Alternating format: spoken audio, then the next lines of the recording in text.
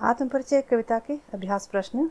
पहला प्रश्न, कविता एक ओर जगजीवन का भार लिए घूमने की बात करती है और दूसरी ओर मैं कभी न जग का ध्यान किया करता हूँ। विपरीत से लगते इन कथनों का क्या आशय है? उत्तर, कविता की प्रथम पंक्ति में कवि ने कहा है, मैं जगजीवन का भार लिए फिरता हूँ, अर्थात मुझ पर सांसारिक जीवन के उत्तरदायित्व हैं और मैं उनका निर्वहन करने का भरसक प्रयास करता हूँ। और दूसरी ओर कहा है कि मैं कभी न जग का ध्यान किया करता हूँ। सामान्य रूप से कवि के दोनों कथन विपरीत लगते हैं, लेकिन वास्तव में ये विपरीत है नहीं। कवि ने संसार का ध्यान न करने की बात इसलिए कही है क्योंकि कवि का उद्देश्य संसार के कष्टों को दूर करके उसमें प्रेम का संचार करना है, संसार को प्रेममय बनाना है।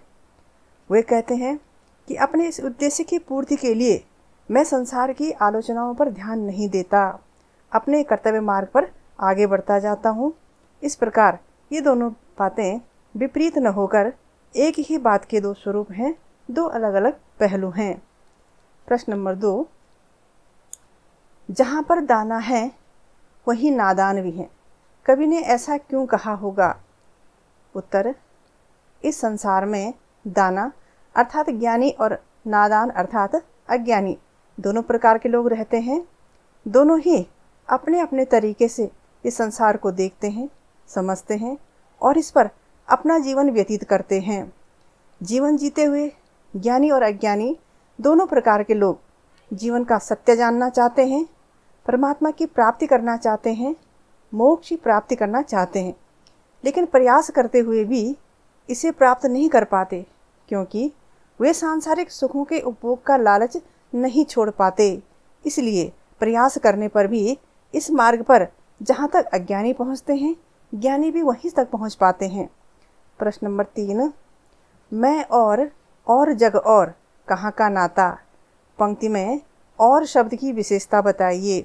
उत्तर, पहली विशेषता, इस पंक्ति में पहले तथा तीसरे और का अर्थ अलग प्रकार का है। दूसरा और इन दोनों को जोड़ने वाला योजक है, समुच्चय बोधक अव्यय है। दूसरी विशेषता है कि कवि ने कहा है कि मैं अलग विचारधारा अर्थात योगी प्रवृत्ति का हूँ और संसार अलग विचारधारा का अर्थात भोगी प्रवृत्ति वाला है। इस प्रकार कवि ने संसार से अपनी भिन्नता प्रकट करते हुए कहा है कि भिन्न विचार का आपसी संबंध नहीं बन सकता। तीसरी विशेषता, और शब्द की आवृत्ति और अर्थ की भिन्नता के कारण यमक अलंकार का विधान किया गया है। प्रश्न नंबर 4, शीतल वाणी में आग के होने का क्या अभिप्राय है? उत्तर, शीतल वाणी में आग के होने का अभिप्राय यह है कि मैं किसी से नाराज होने पर, किसी बात पर क्रोधित होने पर उसकी अभिव्यक्ति कठोर, उत्तेजक और अभद्र भाषा में नहीं करता, बल्कि उसे भी मैं सरल, शीतल, मधुर वाणी में व्यक्त कर देता हूँ।